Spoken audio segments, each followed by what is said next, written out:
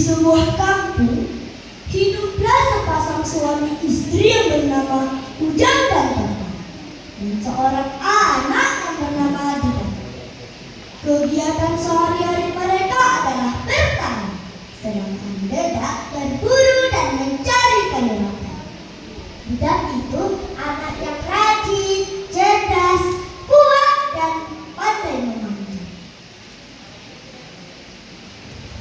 Seperti biasanya, Dedak dan temannya yang bernama Puna pergi ke hutan untuk berburu dan mencari kayu rata.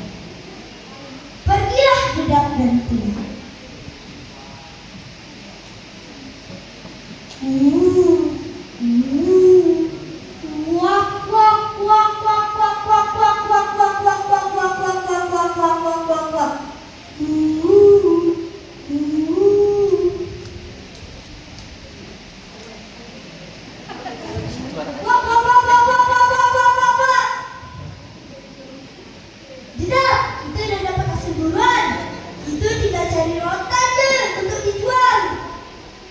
Selesai berburu dan mencari kayu rotan, hujan lebat turun. Dedak dan Puna mencari tempat berlindung di pohon yang rendah. Sambil menunggu hujan reda, Dedak menangis. Seandainya aku jadi orang kaya, aku akan membahagiakan mak dan ayahku, membeli tongkang sendiri dan mencari istri cantik seperti Putri Lindungan. Lalu Puna berkata, "Dedak, ayo kita balik." Bangunanku terputus. Ayo kita balik. Sesampainya di rumah, badan Puna dan Dedak basah bulu. Sambil membersihkan badan mereka, Dedak melanjutkan khayalannya yang tertunda menjadi saudagar kaya. Muncullah ide di kepalanya. Dia ingin pergi merantau ke negeri orang. Dia akan menyampaikan niatnya kepada mak dan ayahnya. Malam hari di meja makan, Dedak menyampaikan niatnya kepada kedua orang tua. "Mak, ayah." "Apa, Dedak? Aku nak nyampaikan ajaknya, Mak." "Ajak apalah kau, Dedak? Aku nak pergi merantau ke negeri orang. Sungguh-sungguh sekaya bisa membahagiakan mak dan ayah. Boleh ya, Mak?" Mendengar perkataan Dedak, mak terkejut. "Hah? Nak merantau ke mana lagi kau, Dedak? Mak dan ayah masih sanggup beri kau makan." Ayahnya menanya, "Di sini dan negeri orang sama aja dan Dedak." "Tidak, ayah. Aku ingin membantu ayah mencari uang. Lagi pula aku sudah dewasa. Tidak mungkin kan aku tergantung orang tua." Demi berangkati mak dan ayah Dedak melepas Dedak untuk merantau.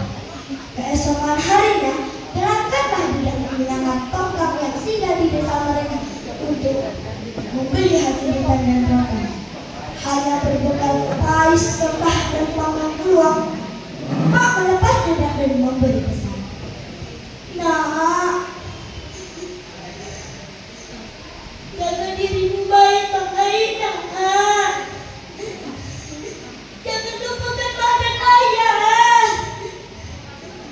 Dedak berkata, "Baik, Mak. Dedak takkan lupakan mak dan ayah."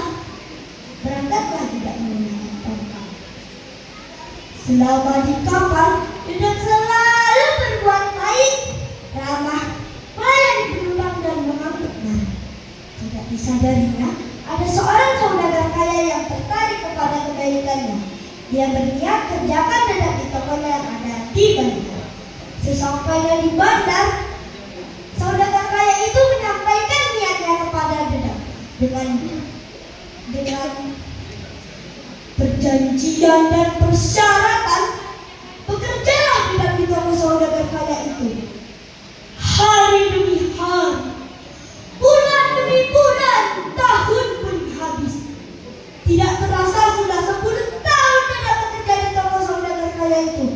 Pikul kerinduan ke kampung halamannya. Dengan kerja keras 10 tahunnya, tidak bisa membeli tongkang sendiri, berbisnis sendiri, dan bekerja sama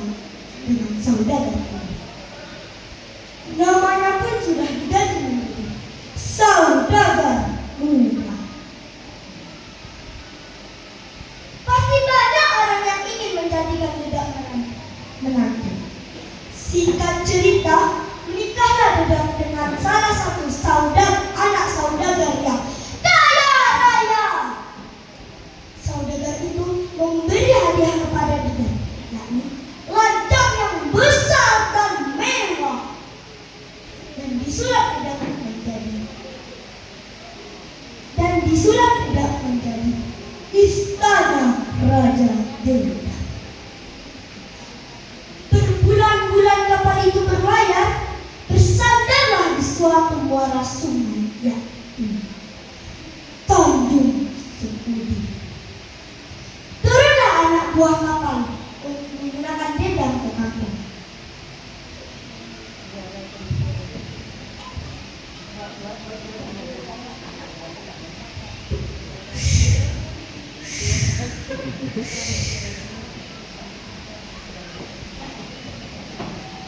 Warga heran dan menanya kepada anaknya, "Hei, lancang siapa tuh yang besar dan mewah?"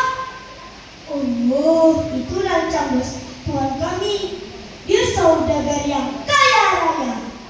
"Hah? Saudagar kaya raya? Namanya siapa?" "Namanya Dedap." "Hah? Dedap? Dedap dari kampung ini?" "Kalau soal itu kami tidak tahu." Baiklah, saya akan menyampaikan berita ini kepada mak dan ayahnya. Orang kampung, dia dah pulang. Dia dah menjadi saudagar kaya." "Hah? Dia dah pulang menjadi saudagar kaya?" Sampailah ke telinga mak dan ayah Dedap. Ayah berkata dengan, "Hei, cepat kita menemui Dedap. Masakan makanan kesukaan anak kita. Ayo cepat." Bergegas mak dan ayah Dedap ke lancang.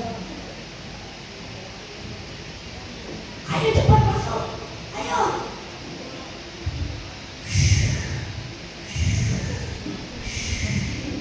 "Dedap, ini mak dan ayah." Saking bahagianya mak sampai berlari dan memeluk Dedap. "Nak, aku membawakan makanan kesukaanmu, yakni pais kekah dan panggang peluang." "Kau siapa?" "Aku ibumu, nak." "Tidak, kau bukan ibuku." "Ibuku, aku ibumu, nak." Sang orang pengacara, "Coba kau tengok bekas luka di betismu, nak." Sejenak Dedap terdiam, lalu berteriak lagi dengan lantang, "Tidak, kau bukan ibuku. Ibuku sudah mati."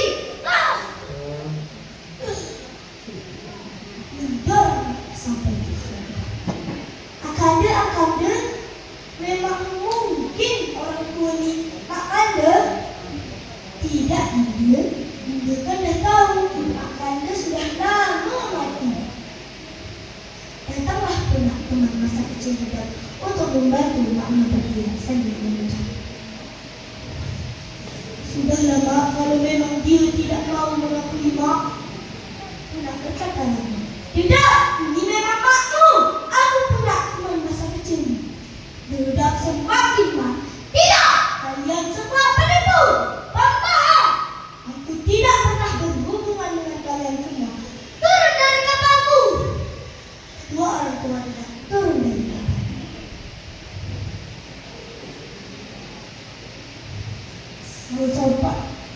Sesampai dari pantai, mak berdoa,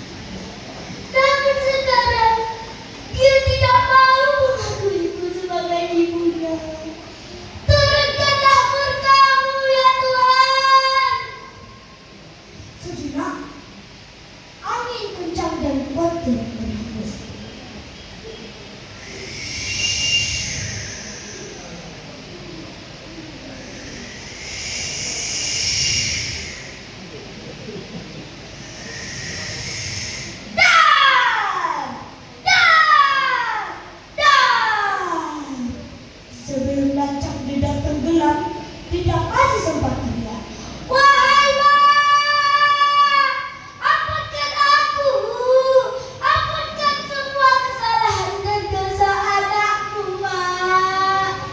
Dalam sayup-sayup itu, angin terdengar pada suara Mak. "Percuma, Dedak. Tuhan sudah berbuat yang seadil-adilnya terhadap dirimu, Dedak." Tenggelamlah lancang Dedak. Istrinya dan anak buahnya dihentam angin puting beliung. Tak lama di tempat lancang Dedak tenggelam, muncul sebuah pulau, yakni yang dinamakan Pulau Dedak. Kononnya sudah beberapa